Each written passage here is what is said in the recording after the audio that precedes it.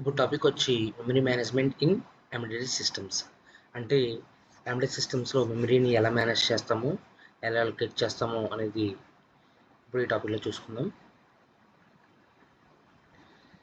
Memory management అనేది అసలు ఎందుకు యూజ్ చేస్తామంటే కనుక ఎఫిషియెంట్ అంటే మెమరీని ఎఫిషియెంట్గా యూజ్ చేయడానికి, లీక్స్ అంటే మెమరీ లీక్స్ కానీ ఓవర్ఫ్లో కానీ కరెక్ట్ అవ్వకుండా కానీ యూజ్ చేయడానికి, దానివల్ల రిలయబిలిటీ పెరుగుతుంది.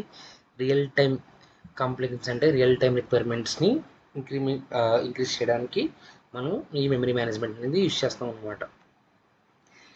ఓకే, ఈ మెమరీ మేనేజ్మెంట్లో మెమరీ హైరార్కీస్లో ఎన్ని ఆఫ్ టైప్స్ ఉన్నాయంటే టైప్స్ ఆఫ్ మెమరీస్ మనం బేసిక్గా 4 టైప్స్ కింద డివైడ్ అవుతుంది. ఒకటి రోమ్ ఆర్ ఫ్లాష్ మెమరీ, ఒకటి RAM random access memory, EEPROM electrically erasable programmable read only memory, cache అనేది.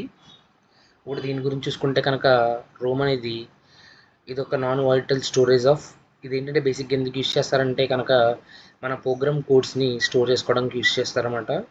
డేటా అనేది ఈవెన్ పవర్ లాస్ అయినా కూడా డేటా అనేది లాస్ అవ్వదు రోమ్లో. ర్యామ్ వచ్చి ఏంటంటే ఒక వాలటైల్ మెమరీ. ఒక ఇది రన్ టైమ్ వేరియబుల్స్ని, డేటా స్ట్రక్చర్స్ని ప్రోగ్రామ్ ఎగ్జిక్యూట్ అయినప్పుడు ఆ డేటా స్ట్రక్చర్స్ని వేరియబుల్స్ని రన్ చేసి స్టోర్ చేయడానికి ఇది ఒక టెంపరీ మెమరీ అనమాట. సో ఎప్పుడైతే మనకి పవర్ ఆఫ్ అవుతుందో ర్యామ్ అనేది స్టోరేజ్ అనేది ఉండదు. అండ్ ఈ ప్రోమ్ అనేది ఏంటంటే ఇది కూడా ఒక నాన్ వాలటైల్ మెమరీ. బట్ ఏంటంటే ఇది ఈ మెమరీని అరెస్ట్ చేయొచ్చు. ఎలా అంటే ఎలక్ట్రికల్లీ అరెజబుల్ మెమరీ అంటారు దీన్ని. మామూలుగా మనకి డేటాని అంటే ఏదైనా కొలాబరేషన్ డేటాని, సెట్టింగ్స్ని, కాన్ఫిగరేషన్స్ డేటాని సెట్ చేసుకోవడానికి మనం ఈ ప్రోమ్ని యూజ్ చేస్తాం. క్యాచ్ మెమరీస్ అనేది కూడా యూజ్ చేస్తాం. ఎందుకంటే high speed memory storage like ఏంటంటే ఫ్రీక్వెంట్గా అంటే ఎక్కువ యూజ్ చేసే ఇన్స్ట్రక్షన్స్ కానీ డేటాను కానీ తెచ్చుకోవడానికి మనం క్యాచ్ మెమరీని యూజ్ చేస్తాం అనమాట. అంటే ఎవ్రీ టైం యూజ్ చేసే ఇన్స్ట్రక్షన్స్ని అలాంటి వాటిని క్యాచ్ మెమరీలో స్టోర్ చేసుకుంటాం. ఇది ఇప్పుడు మీరు చూస్తుంది మెమరీ లేఅవుట్, అంటే దీని మెమరీ సెగ్మెంటేషన్ అనమాట. ఒక మెమరీని ఎలా సెగ్మెంట్ చేస్తాం అనేది, మెమరీని టెస్ట్ సెగ్మెంట్ కింద, డేటా సెగ్మెంట్ కింద, బిఎస్ఎస్ సెగ్మెంట్ కింద, ఈప్, స్టాక్ ఎలా కింద మనం ఒక 5 సెగ్మెంట్స్ కింద మనం దీన్ని 5 సెగ్మెంట్స్ కింద చేస్తాం అనమాట. దీంట్లో టెస్ట్ సెగ్మెంట్కి వచ్చి మన దీంట్లో ఫ్లాష్ అందాక చెప్పాం కదా, ఫ్లాష్ రోమ్ మెమరీస్ అనేది దీంట్లో ప్రోగ్రామింగ్ కోడ్ అని టెస్ట్ సెగ్మెంట్లో స్టోర్ చేసుకుంటాం. అండ్ గ్లోబల్ వేరియబుల్స్ అనేది కూడా డేటా సెగ్మెంట్లో ఇన్స్టలేట్ చేసుకుంటాం. అలాగే ఈ మెమరీ ఏంటంటే మనకి డైనమిక్ అండ్ గ్రోస్ ఫార్వర్డ్, అంటే ముందుకి ఇది మనకి ఉపయోగపడుతుంది అనమాట. అంటే ఈ పంట ఏంటంటే లైక్ అది ఏ టాస్క్కి ఏది వస్తుంది అని చెప్పడానికి ఒక ఈ మెమరీలో స్టోర్ చేసుకుంటారు అనమాట. స్టాక్ ఏంటంటే ఫంక్షన్స్ని, వేరియబుల్స్ని స్టాక్లో స్టోర్ చేసుకుంటారు అనమాట. ఒక నిమిషం ఉంది. అండ్ నెక్స్ట్ వచ్చి సరే ఇప్పుడు మనకి ఏం తెలిసిందంటే మెమరీని ఎలా సెగ్మెంట్ చేస్తామో తెలిసింది.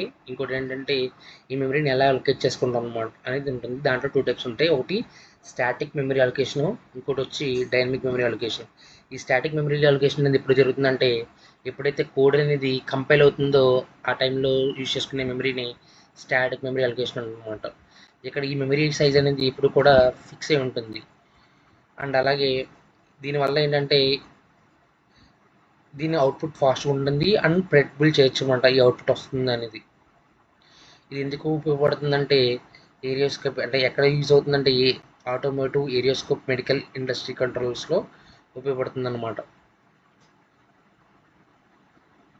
In coming to dynamic memory allocation ఏమవుతుందంటే ఇక్కడ ఇందాక మనం కంపైల్ టైంలో మనం మెమరీ అలొకేషన్ చేస్తే దాన్ని స్టాటిక్ మెమరీ అంటాం. డైనమిక్ మెమరీ అనేది రన్ టైంలో చేస్తాం అనమాట. Memory is reserved for run time based on application needs. కానీ దీంట్లో ఏంటంటే ప్రాబ్లం ఏంటంటే లీక్స్ కానీ అన్ప్రెడిక్టబుల్ టైమింగ్ కానీ, అంటే లీక్స్ అవే మెమరీ లీక్స్ అవే ప్రాబ్లం ఉంది. కానీ ఏంటంటే ఇది మల్టీమీడియాలో నెట్వర్కింగ్లో అడ్వాన్స్డ్ ఎంబెడెడ్ ఆపరేటింగ్ సిస్టమ్స్లో యూస్ చేస్తారు. అండ్ ఏంటంటే ఇక్కడ వేరియబుల్ సైజ్ డేటా స్ట్రక్చర్స్ని మనం యూస్ చేసుకోవచ్చు అనమాట. బై యూజింగ్ ఆఫ్ మ్యాలిక్ అని ఇలాంటివి కొన్ని ఉంటాయి అనమాట డేటా టైప్స్, దాన్ని యూస్ చేసుకుని.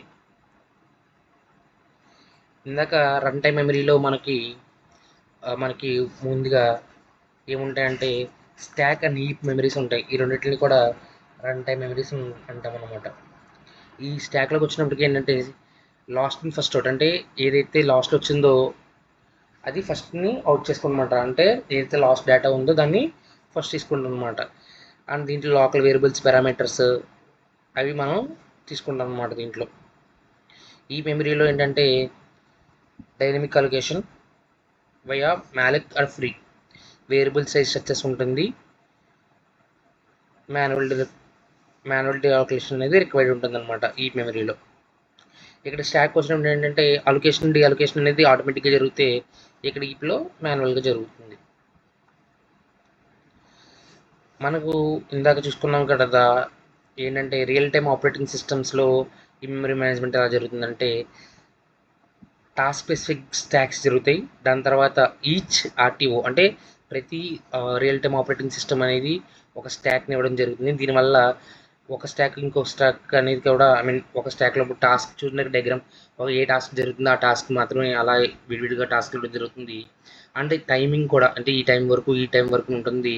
Memory pools and memory production కూడా దీనివల్ల చేయొచ్చు.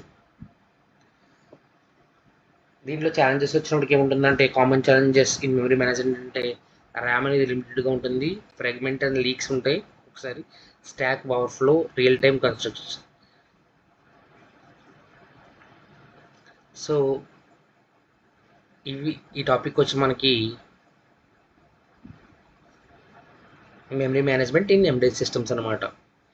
దీంట్లో మనం నేర్చుకుంది ఏంటంటే మెమరీని ఎలా మేనేజ్ చేస్తాం, ఏమేమి మెమరీస్ ఉంటాయి, memory segmentation, stock memory allocation అంటే ఏంటి, డైనమిక్ మెమరీ అలొకేషన్ అంటే ఏంటి, స్టాక్కి వర్సెస్కి ఈప్కి డిఫరెన్స్ ఏంటి, ఆర్టీఓఎస్లో మెమరీ మేనేజ్మెంట్ ఎలా యూజ్ అవుతుంది, దీంట్లో ఉన్న ఛాలెంజెస్ ఏంటి అనేది మనం ఇప్పుడు చూడడం జరిగింది. అండ్ నెక్స్ట్ టాపిక్ వచ్చి ఏంటంటే ఎంబెడెడ్ ఫ్రేమ్వర్క్ అని ఒక టాపిక్ ఉంది. అండ్ ఇప్పుడు చెప్పిన టాపిక్లో మీకు ఏమైనా డౌట్స్ ఉంటే కనుక నా కామెంట్ సెక్షన్లో కామెంట్ చేయండి. అలాగే కనుక దీనికి సంబంధించిన పీపీటీ కూడా మీకు డిస్క్రిప్షన్లో లింక్ ఇవ్వడం జరుగుతుంది.